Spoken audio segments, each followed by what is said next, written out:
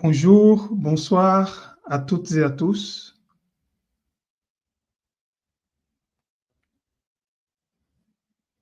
OTEP, cher peuple de Côte d'Ivoire,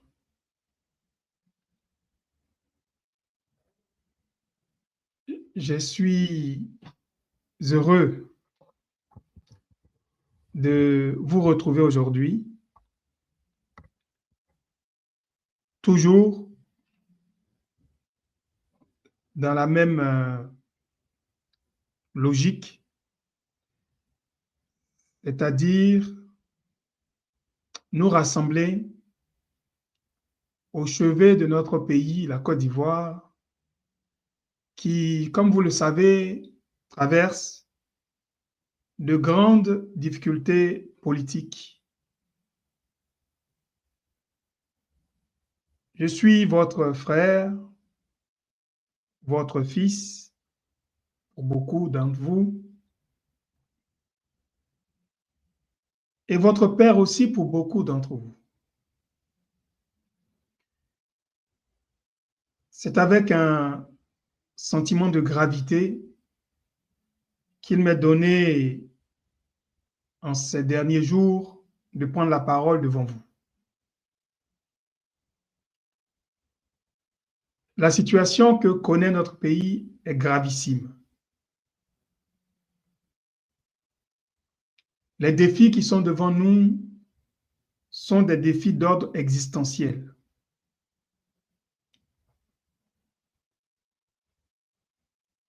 Pour nous, qui depuis le début de cette guerre qui a été menée contre nous, planifiée et rigoureusement déployée contre nous, contre notre peuple depuis des décennies, pour nous qui avons appelé à la paix de façon continue, inlassablement, pour nous qui avons pris sur nous de faire notre part de sacrifice pour proposer des solutions durables de nature à nous faire sortir du cycle infernal de la violence. Aujourd'hui, nous venons avec un sentiment, non pas d'échec, par rapport à notre volonté de construire un pays, une nation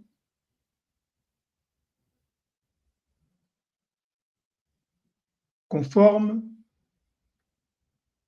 n'est-ce pas, aux exigences et aux attributs qui sont dévolus à tout peuple sur cette terre.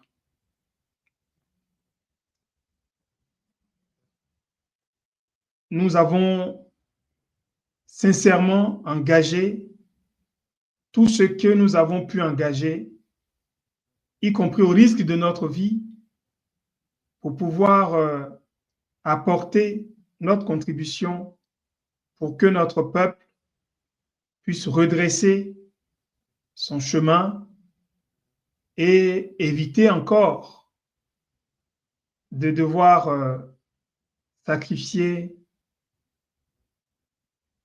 des vies humaines. Nous avons fait tout ce que nous avons pu. Nous avons compté sur la bonne foi de ceux-là qui ont décidé que tant qu'eux sont en vie, alors notre peuple n'aura jamais droit de disposer de lui-même, de sa propre destinée et de pouvoir administrer ses propres affaires. Et donc aujourd'hui, nous sommes en situation de guerre et cette guerre nous est imposée et c'est dans cette perspective de mener jusqu'à la victoire cette guerre de résistance, cette guerre juste, que nous venons aujourd'hui devant vous pour dire notre part de pensée, notre part de vérité, notre part d'engagement vis-à-vis de certaines dynamiques qui sont en train de se mettre en place dans notre pays, en foulant aux pieds la volonté de tout un peuple.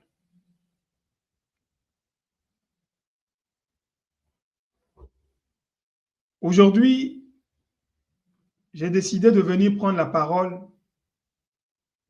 sur ce thème que vous allez voir à nouveau affiché à l'écran, qui est celui-ci. Communauté libanaise en Côte d'Ivoire, opportunité ou menace? Et pour prendre la parole sur ce thème, il m'a été donné l'opportunité de m'inscrire dans l'énergie d'un texte que beaucoup d'occultistes redoutent, celui de Apocalypse, le chapitre 16 au verset 16. C'est la raison pour laquelle, en ce dimanche 16 novembre 2025, j'ai particulièrement le plaisir de prendre la parole à ce moment précis. Je comprends que un occultiste, un franc-maçon avéré et revendiqué comme Mélenchon, eh bien, redoute de s'inscrire dans la même énergie que moi, c'est-à-dire à 16h16, vu qu'en ce 16 novembre 2025, il a décidé de faire son intervention à 15h15. Mais cela est c'est un privilège que ceux qui ont pris le parti de défendre la vie, de défendre le vivant, de défendre la justice et la vérité peuvent se permettre. Donc, je m'inscris aujourd'hui dans cette énergie redoutable de Apocalypse 16, verset 16. Et ce texte qui dit que les rois de la terre, ainsi que tous les prophètes, n'est-ce pas, ont été rassemblés dans ce lieu que l'on appelle Armageddon, afin de pouvoir mener cette guerre juste, cette guerre sainte, pour que le règne de Dieu puisse s'instaurer sur cette terre, comme dans les lieux célestes. C'est donc une perspective de jugement et de châtiment divin que nous réservons en tant que peuple à tous ceux-là qui ont bafoué notre dignité, à tous ceux-là qui ont bafoué notre humanité, à tous ceux-là qui ont juré que jusqu'à ce qu'eux puissent disparaître, jamais notre peuple ne pourra jouir de ses droits naturels les plus fondamentaux. Ainsi donc, je suis heureux de venir à vous et de pouvoir vous adresser quelques mots dans le cadre de cette polémique qui a été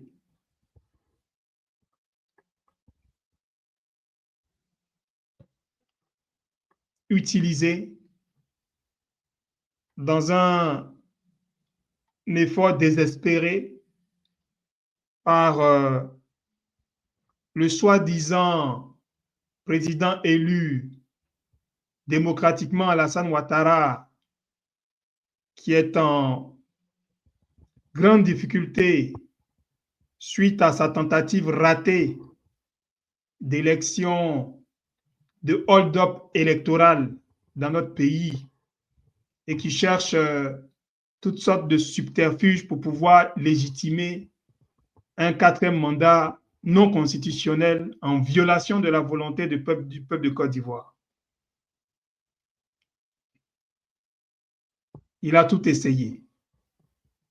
Aussi bien les démarches diplomatiques que les manigances d'ordre institutionnel dans notre pays. Et malgré cela, le peuple de Côte d'Ivoire reste debout et le peuple de Côte d'Ivoire demande à ce poltron, à ce vaurien d'Alassane Ouattara de dégager de la tête de notre pays.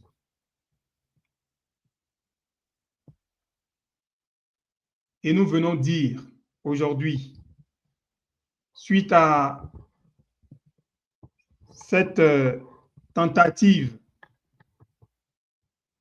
de déplacer le point focal du peuple de Côte d'Ivoire sur cette volonté d'Alassane Ouattara de vouloir se remettre à la tête de notre pays contre la volonté de notre peuple, dans cette énième tentative désespérée de détourner l'attention des chiens que nous sommes, d'après lui, en nous jetant des morceaux d'os. Alors, c'est un jeune Libanais qui l'a mis en scène cette fois-ci et qui vient revendiquer avec force et puissance le droit plein et entier des Libanais naturalisés ivoiriens de se présenter à une élection législative qui n'a aucune légitimité, puisque Alassane Ouattara n'a aucun droit, compte tenu de son illégitimité, d'organiser d'élections législatives après ce qui s'est passé et après tous les meurtres qu'il a encore une fois ordonnés et toutes ces arrestations illégitimes qui ont été perpétrées pour tenter de légitimer son maintien à la tête de notre pays. Nous comprenons qu'à l'issue du procès qui a eu lieu, procès international qui a eu lieu à La Haye, qui a mis à nu tous les mensonges qu'il a utilisés et surtout ce réseau obscur qu'il a mis à la tête de notre pays à coup de mensonges et de crimes contre l'humanité.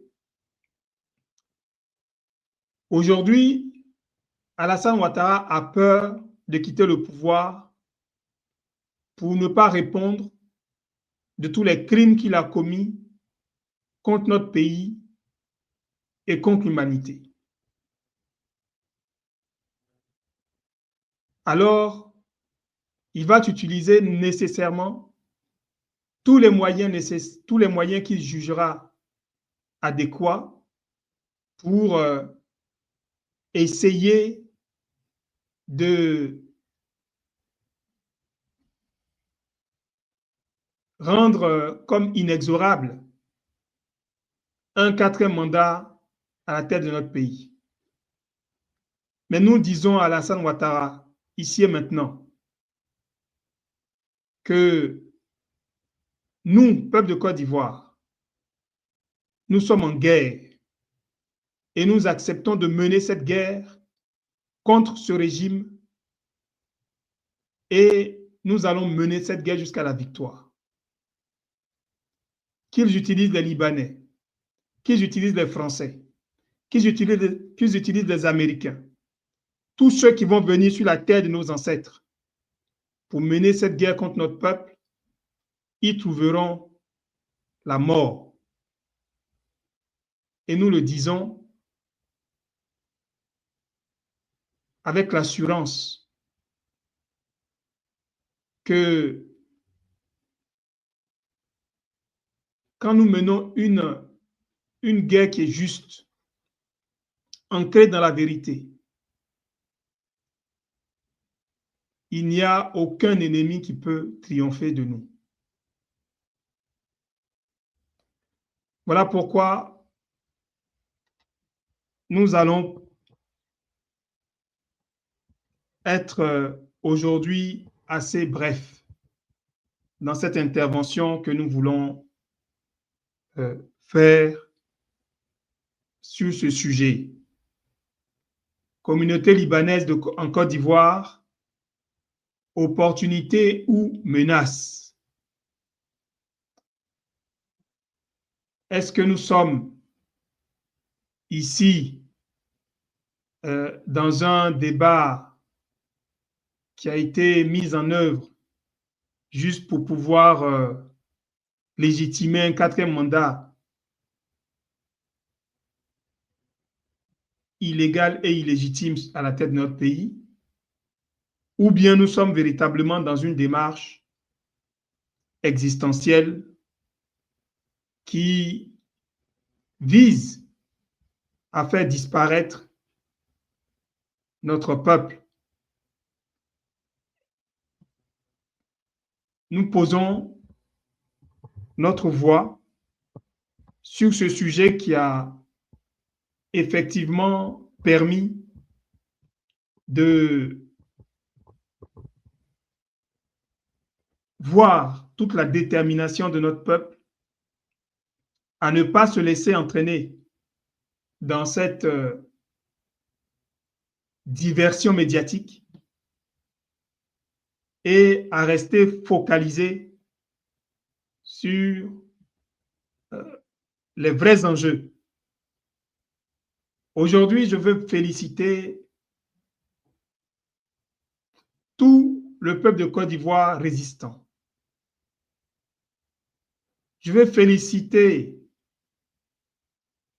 tous les partis politiques qui s'inscrivent dans cette guerre légitime, dans cette guerre juste contre tous ces apatrides qui considèrent que désormais notre pays n'a pas de peuple autochtone, n'a aucune identité, n'a plus de droits et que seuls ceux qui détiennent le pouvoir économique, politique, quels que soient leurs appétits, leurs appétences, quelle que soit leur volonté, eux seuls ont droit de citer finalement dans notre pays. Et tous ceux qui, dans notre pays, osent rêver d'une alternative, osent rêver d'apporter des solutions endogènes face aux défis que rencontre notre peuple, ceux-là sont désormais pris comme des victimes, des proies faciles qu'on peut assassiner, qu'on peut menacer, qu'on peut jeter en prison à volonté, sans aucune conséquence. Donc, je suis ici pour dire toute la gratitude qu'il peut donner à un homme d'exprimer à tous ces partis politiques, à tous ces animateurs de la vie politique de notre pays, qui ont décidé de se tenir du côté du peuple de Côte d'Ivoire, avec à leur tête le président Laurent Gbagbo.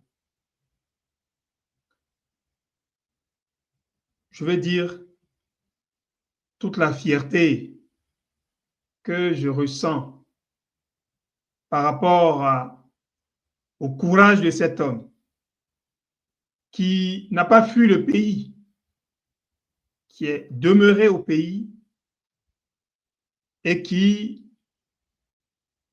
n'a pas fait trembler sa voix quand il s'est agi de dire avec clarté au monde entier de quoi il s'agissait dans notre pays. Il a utilisé des mots justes. Il a parlé de hold-up électoral, tentative de hold-up électoral, de coup d'État civil, et les mots ont été bien choisis pour traduire de quoi il s'agit. Je voudrais, avant d'aller plus loin, aussi dire toute ma fierté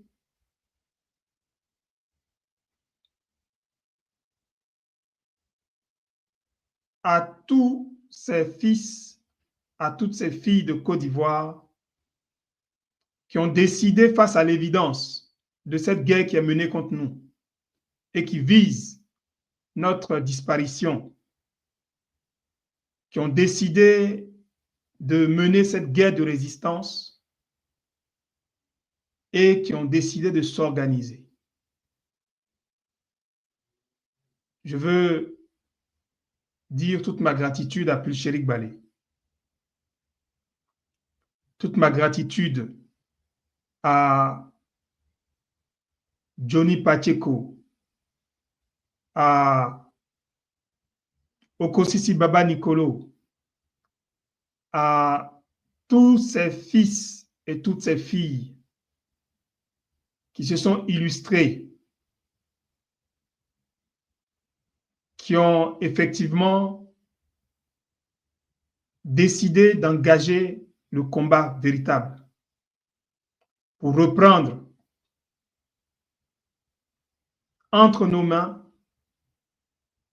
la destinée de notre pays. On ne peut pas aujourd'hui nous faire le procès d'être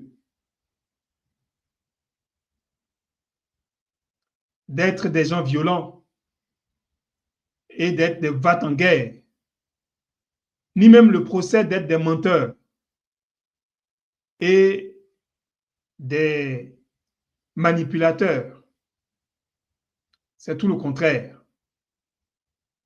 Nous sommes dans notre bon droit et nous disons que pendant tant de décennies, Alassane Ouattara a fait tuer les Ivoiriens,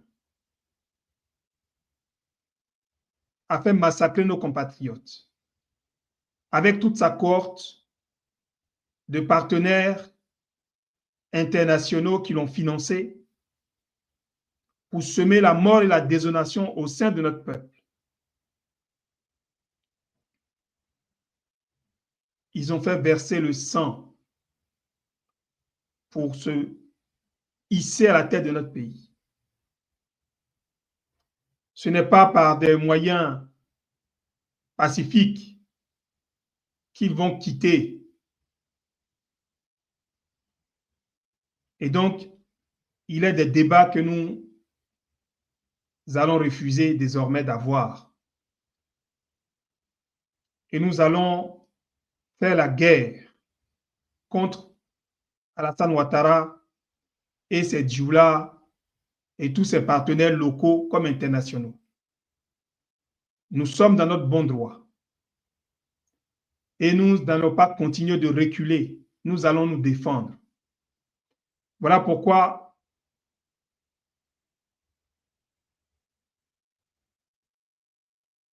je vais appeler aujourd'hui la communauté internationale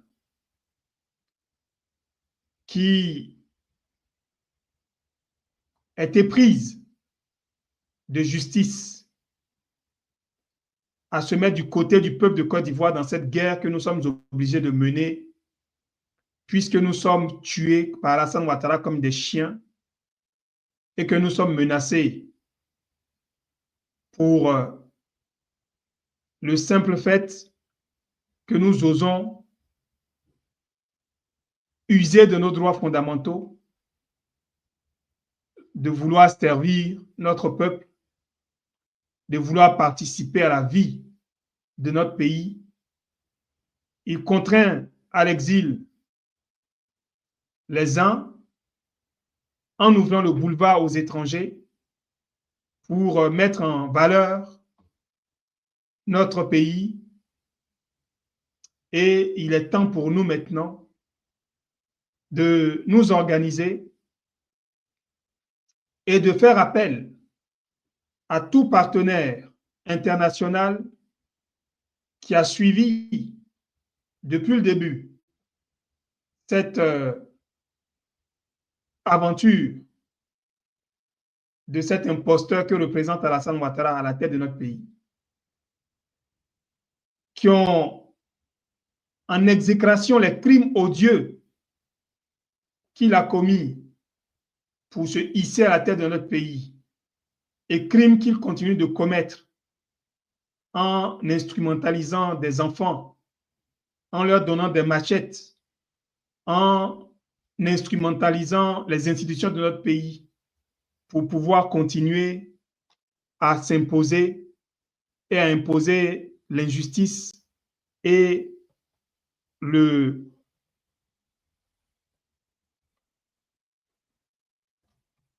toutes sortes d'abjections comme étant force de loi désormais dans notre pays.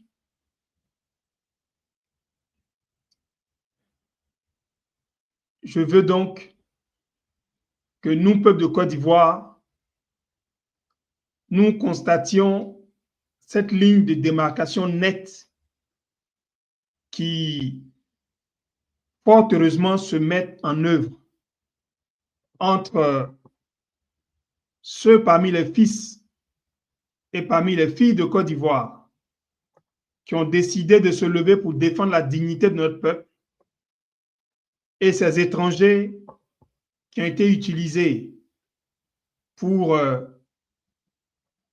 piller notre pays depuis la colonisation jusqu'à ce jour et qui entendent désormais écarter notre peuple de son droit au sol sur la terre de nos ancêtres. Donc, à tous ces fils et à toutes ces filles de notre pays, je veux vous appeler à une mobilisation sans précédent, à une vigilance sans précédent pour que nous restions focalisés sur l'essentiel. Nous organiser, frapper ce régime et nettoyer notre pays pour donner le droit à notre peuple de repenser son avenir. Voilà la seule mission capable de garantir notre survie collective sur cette terre de nos ancêtres. Cela fait plus d'une dizaine d'années, lorsque cette guerre a été imposée à notre pays, que moi j'ai décidé de m'engager. Et je me suis engagé avec une volonté de non pas critiquer pour critiquer, de non pas dénoncer pour dénoncer, mais d'être constructif et d'écouter tout le monde et de réfléchir pour que nous puissions apporter des solutions concrètes de nature à permettre à notre peuple de pouvoir reconquérir eh bien, sa liberté dans la paix. Je l'ai fait devant vous tous avec abnégation, en bravant très souvent même des menaces contre ma vie.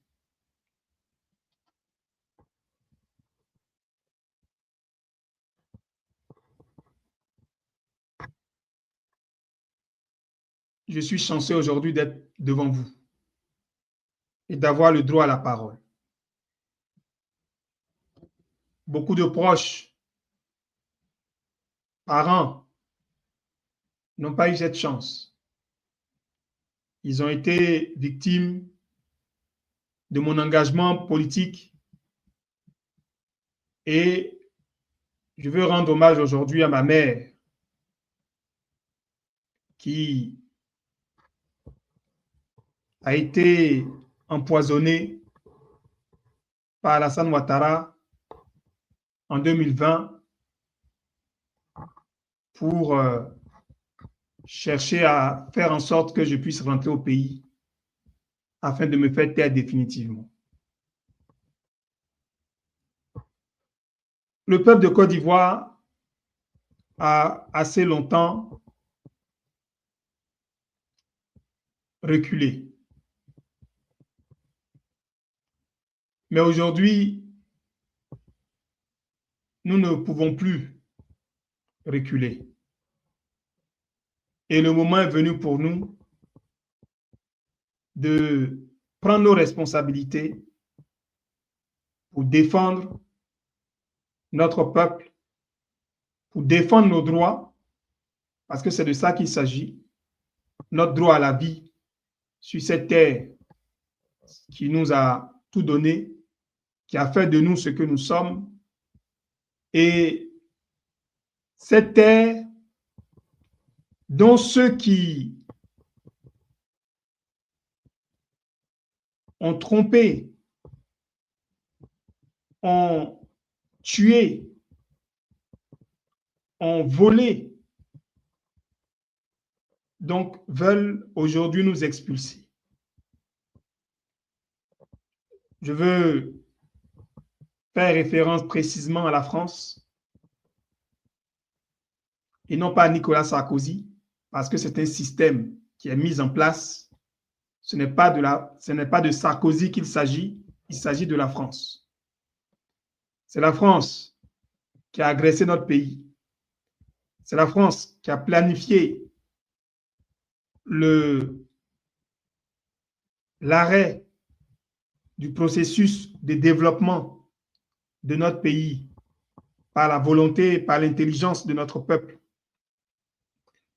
Et c'est au nom de la France que tout ce qui a été fait et tout ce qui est en train d'être fait aujourd'hui en Côte d'Ivoire continue d'être fait.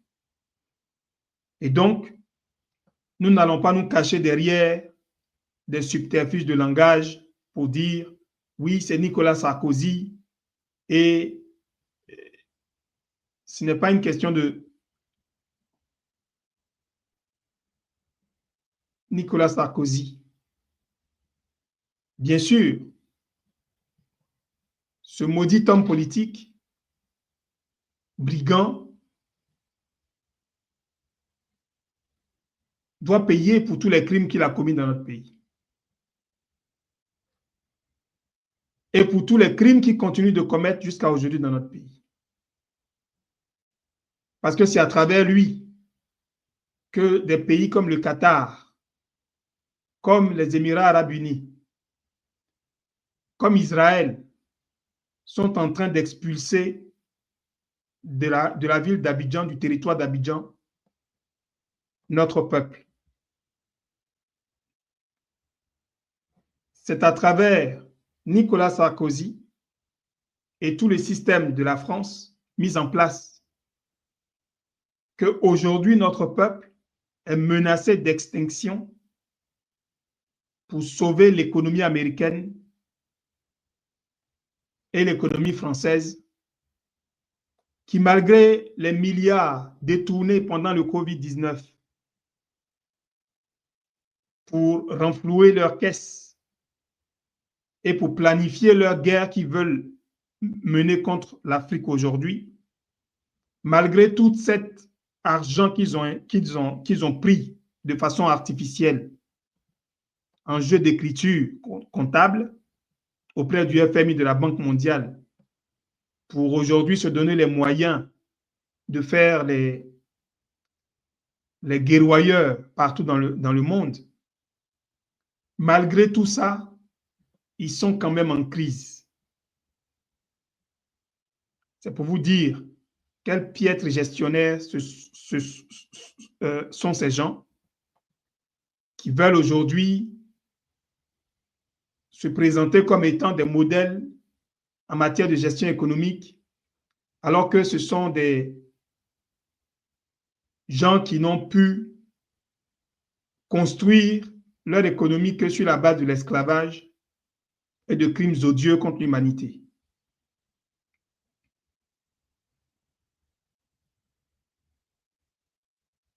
Nous allons dire les choses telles qu'elles sont, parce qu'il s'agit pour nous aujourd'hui de désigner nos ennemis et de les combattre à la lumière du jour et devant le monde entier. Nous n'allons pas nous cacher derrière notre petit doigt. Nous n'allons pas faire semblant d'ignorer ceux qui veulent aujourd'hui exterminer notre peuple. Nous allons vous combattre en face. Et nous ne viendrons pas nous livrer comme étant des brebis que l'on envoie à l'abattoir. Nous appelons aujourd'hui tous les partenaires qui sont épris de justice, tous ceux-là qui pensent que le peuple de Côte d'Ivoire a le droit de se défendre, tous ceux-là qui sont prêts à soutenir ce peuple, tous ceux-là qui ont été meurtris face à la souffrance que vit notre peuple depuis tant de décennies. Je vous demande de faire usage de votre droit légitime d'assistance à peuple en danger pour soutenir tout effort de guerre légitime que nous devons mener contre tous ceux-là qui ont décidé que désormais notre peuple doit disparaître sur la terre de nos ancêtres.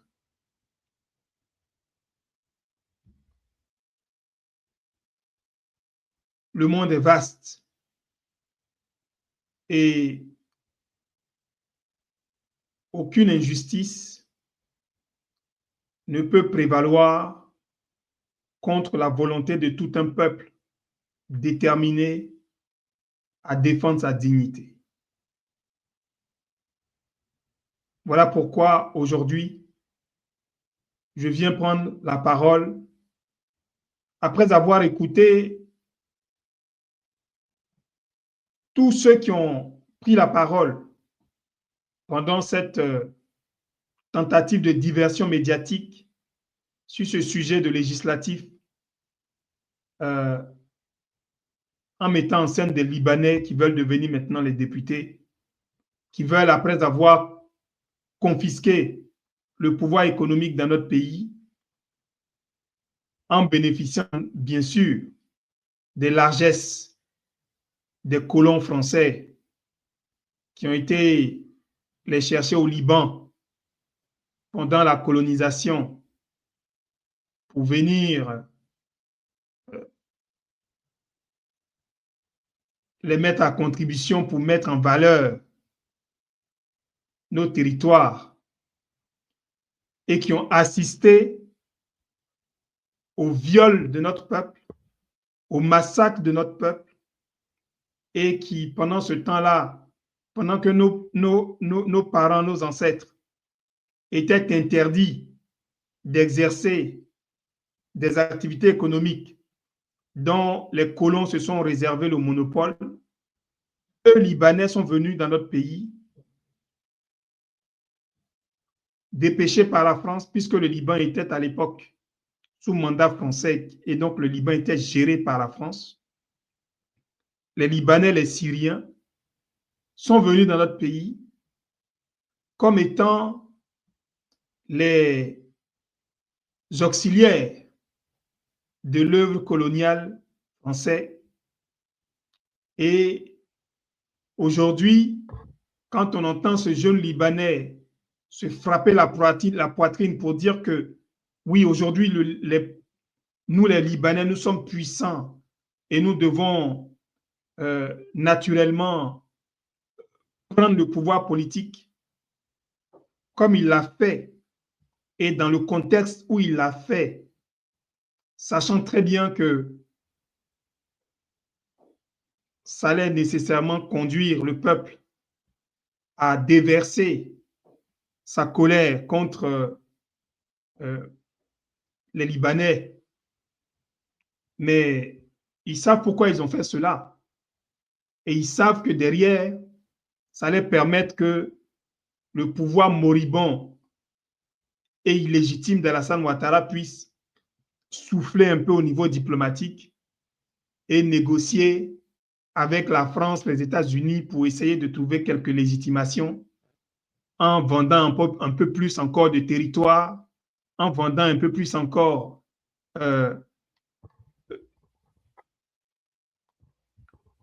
tout ce qui peut rester encore d'actifs dans notre pays.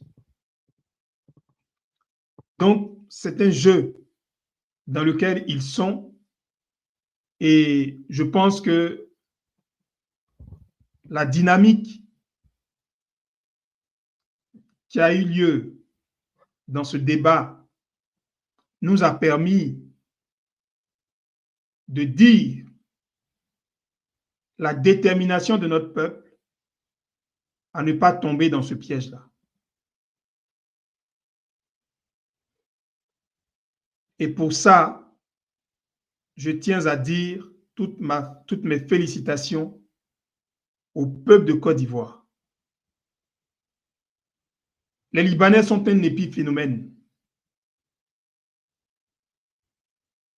dans cette guerre qui est imposée à notre peuple. Ils ont été utilisés comme un outil. Mais nous avons déjà une grande victoire. Et nous devons rester focus sur le sujet principal. Nous devons dégager le système politique actuel. Nous devons ensuite nettoyer notre pays de tous ceux-là qui ont été installés pendant la colonisation, qui ont bénéficié des largesses de ces crimes commis contre notre peuple pendant la colonisation et qui veulent aujourd'hui parachever la colonisation en nettoyant notre peuple sur notre propre sol. Ils ont déjà commencé à le faire. Ils se sont déjà organisés. Et nous disons que aujourd'hui, l'heure n'est plus à la compromission, mais il faut se dresser et il faut mener cette guerre jusqu'au bout, jusqu'à la victoire. Donc, nous ne sommes pas ici pour chercher à parler du politiquement correct. Nous sommes ici pour dire les choses telles que nous devons les prendre. C'est soit eux, c'est soit nous. Soit on a le droit de vivre sur cette terre aussi comme des hommes, ou soit alors eux ont tous les droits de nous exterminer et nous de demeurer leurs esclaves encore pour 3210 ans. 3210 ans, c'est ce qu'ils ont écrit dans leur livre. Et c'est ce que Alassane Ouattara et beaucoup de pantins à la tête de nos pays actuels ont accepté de signer. Je suis déjà revenu sur ces textes qui ont été rédigés par le Vatican et qui sont censés être le socle du nouvel ordre mondial avec sa capitale à Jérusalem et dont les accords d'Abraham représentent l'un des instruments fondamentaux. C'est cette guerre dans laquelle nous sommes. Et aujourd'hui, il ne s'agit pas de faire de la politique politicienne. Il s'agit de nous rendre à l'évidence et de faire ce qu'il faut pour qu'un nouveau monde plus respectueux du droit des peuples à disposer d'eux-mêmes, un nouveau monde plus respectueux du sacré dévolu à la vie humaine et aux vivants puisse être mis en place. Et pour que ce système qui est établi sur la fraude, faussement qualifié de droit positif, mais qui est en fait une fraude fondamentale contre les droits humains naturels, et bien que ce système-là, nous puissions enfin y mettre un terme et redonner à l'homme et à l'humanité tous leurs droits naturels. Voilà le combat qui est devant nous. Et pour gagner cette guerre, nous avons besoin de nous mettre ensemble. Nous avons besoin de nous donner les moyens d'exprimer notre solidarité, nous donner les moyens de reconquérir nos espaces de collaboration. Nous devons nous rendre à l'évidence que c'est avec des manipulations, avec des conditionnements abusifs que notre peuple a été divisé. Mais aujourd'hui, pour la survie de tout le monde, nous sommes bien obligés, et cela est heureux, de reconquérir nos espaces de solidarité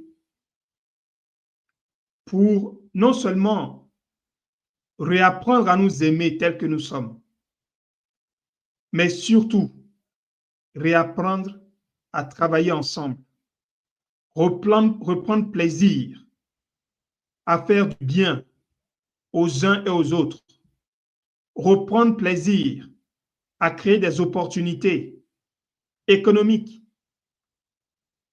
des opportunités sociales pour nos frères et sœurs, comme les autres peuples l'ont fait. Je voudrais donc, comme j'ai dit, je ne vais pas être long dans cette prise de parole. Je voudrais donc, pour répondre à cette question Est-ce que la communauté libanaise en Côte d'Ivoire est une menace ou une opportunité pour notre peuple? Je voudrais répondre sans embâche que la communauté libanaise en Côte d'Ivoire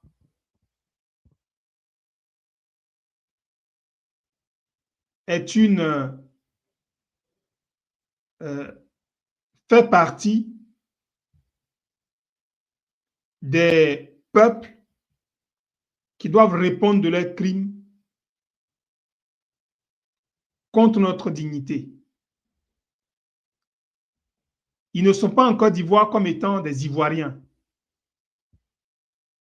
Ils sont en Côte d'Ivoire comme étant un territoire conquis. Ils sont en Côte d'Ivoire comme étant des auxiliaires de la colonisation. Ils sont en Côte d'Ivoire comme étant ceux-là qui, pendant qu'on était en train de violer notre mère, la Côte d'Ivoire, sont venus attraper les jambes pour que la France puisse violer notre pays et notre peuple. Et aujourd'hui, ils se présentent comme étant des Ivoiriens qui sont plus Ivoiriens que les autres parce que leurs parents sont venus en Côte d'Ivoire depuis plus longtemps que ceux-mêmes qui sont là depuis les origines. Ils prétendent même que sur cette terre de Côte d'Ivoire, il n'y a pas de peuple autochtone, que tout le monde est étranger et que désormais, ils ont le droit de gérer toute notre économie à notre place. Ils ont le droit de piller nos ressources, tous nos secteurs économiques, au profit de leur pays d'origine, le Liban, et au Liban où ils nous considèrent comme étant leurs esclaves jusqu'à ce jour.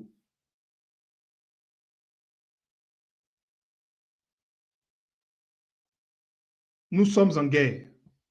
Et il n'y a pas 10 000 façons de le dire, il n'y a pas 10 000 façons de le voir, il n'y a pas 10 000 façons de l'imaginer.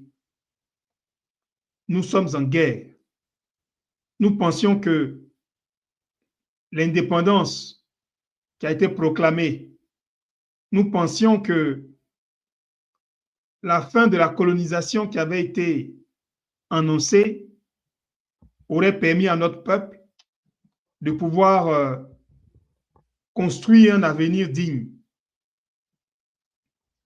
Nos parents se sont mis au travail.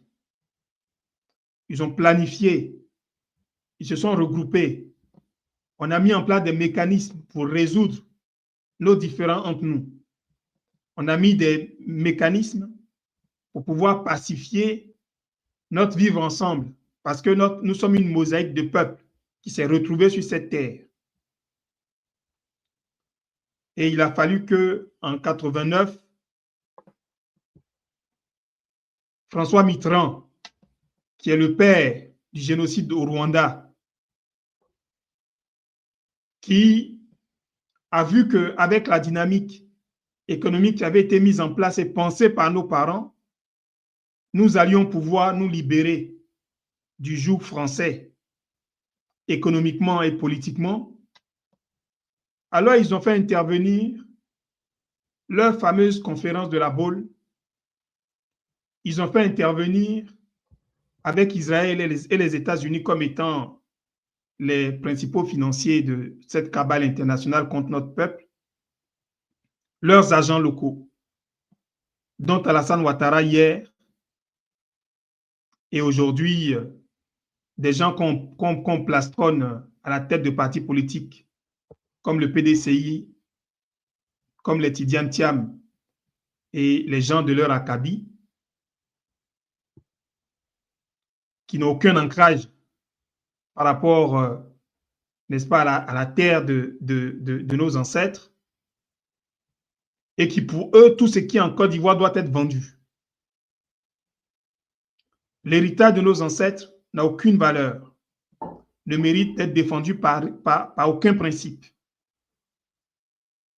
Ce sont des commerçants à qui les étrangers viennent faire les yeux doux et qui prennent leur part de commission sans état d'âme. Voilà ce que représente ce système aujourd'hui qui doit être détruit pour que nous puissions remettre un système plus vertueux à la tête de notre pays et redonner à l'Afrique le droit à la vie. Donc, l'ennemi aujourd'hui que nous devons mettre hors d'état de nuire, c'est Alassane Ouattara et ce système néocolonial ourdi par les États-Unis et la France et qui n'ont pas prévu que nous puissions survivre sur cette terre d'Afrique, mais qui ont prévu de faire de notre pays une base arrière pour aller reprendre de force leur emprise sur les territoires du Liptako Gourma qui ont été qui ont été reprises en main par une dynamique d'émancipation des peuples du Sahel. Mais tandis qu'ils vont mettre en œuvre leur plan de guerre contre nos frères du Sahel, nous devons nous organiser pour pouvoir nous associer avec nos frères du Sahel pour détruire au sein de ce pays qu'est la Côte d'Ivoire tous ces traîtres qui ont juré que eux vont servir d'instruments pour semer la désolation et la mort contre notre peuple tant qu'eux sont en vie. Donc, aujourd'hui, je ne suis pas venu pour dire les choses en faisant preuve de figure de style. Je suis venu pour dire les choses telles qu'elles sont.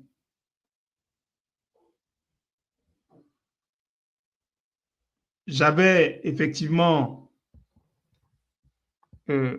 prévu de vous montrer un certain nombre de documents que j'ai pu rassembler pour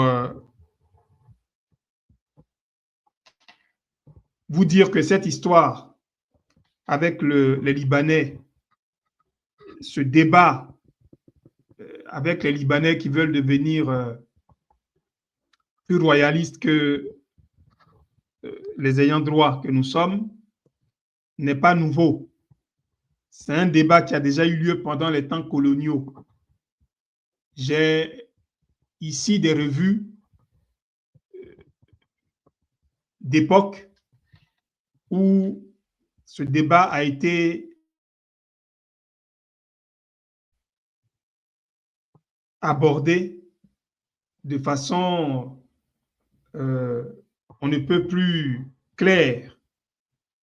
Et pour moi, donc, aujourd'hui, il ne s'agit même pas de venir vers vous pour vous dire que, voilà, les preuves sont là, les Libanais ont fait ceci pendant que nos parents étaient massacrés. Les Libanais ont fait ceci, les Libanais ont fait cela. Tout ce qui doit être dit par rapport à l'attitude des Libanais, par rapport à leur posture, par rapport à leurs projets, par rapport à leurs ambitions sur la terre de nos ancêtres, tout ce qui doit être dit a été dit. Il s'agit pour nous maintenant de nous rendre à l'évidence, de prendre nos responsabilités et de réaffirmer la vigueur de notre peuple dès lors qu'il s'agit d'administrer nos propres affaires. De même que les Libanais sont vigoureux chez eux, dès lors qu'il s'agit d'administrer leurs affaires.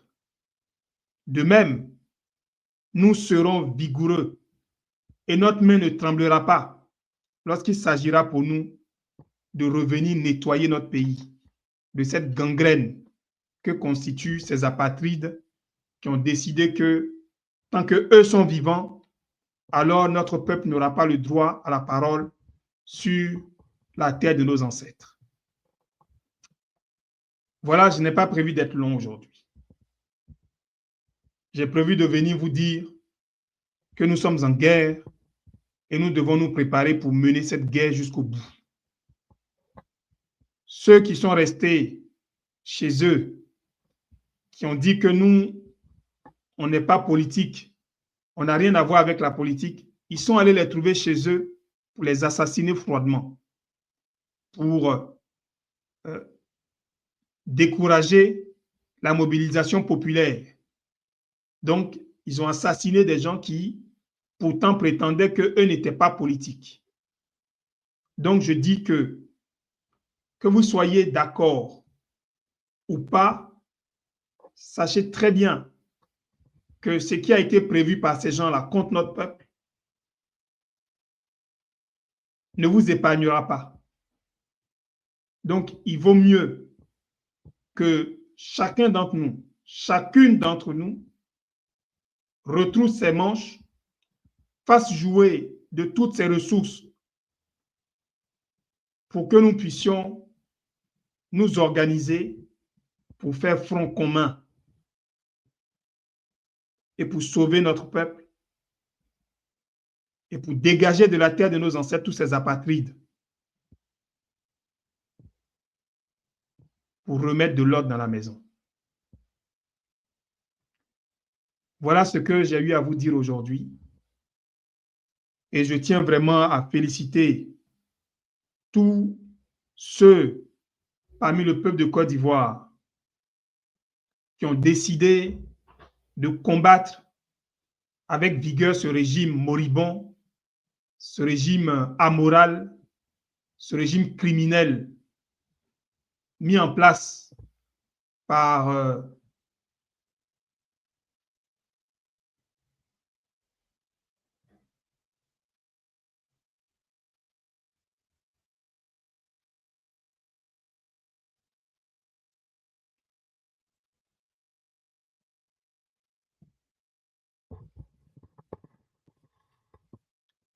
l'essentiel est dit.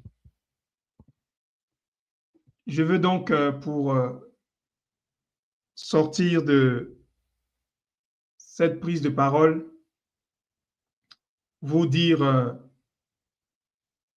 toute ma disponibilité, vous dire que, en ce qui me concerne, je vais faire tout pour que les instruments sur lesquels j'ai œuvré pour nous donner les moyens d'exprimer notre génie collectif et individuel au service de notre peuple, que ces moyens-là soient mis à notre disposition, à nous tous, pour que nous puissions travailler ensemble. Ce n'est pas facile, mais sachez que nous sommes engagés dans ce combat pour l'intérêt commun, non pas pour nos propres intérêts. Et pour rien au monde, je ne pourrais faire quelques compromissions que ce soit sur ce combat dans lequel je me suis engagé. Je veux donc en tout cas dire à tous nos frères et sœurs qui sont mobilisés que nous devons nous rassembler. De même que Apocalypse, le chapitre 16, nous convie à mener cette guerre dans cet endroit que l'on appelle Armageddon. Cette guerre contre les forces du mal, cette guerre contre les forces de l'injustice, contre ces forces qui sèment la désolation et la mort, contre ces forces qui ont trop longtemps régné sur la terre, eh bien, je viens vous donner rendez-vous pour que nous puissions enfin nous retrouver sur cette terre de Côte d'Ivoire et prendre nos responsabilités pour laver l'affront qui est fait à la dignité de notre peuple.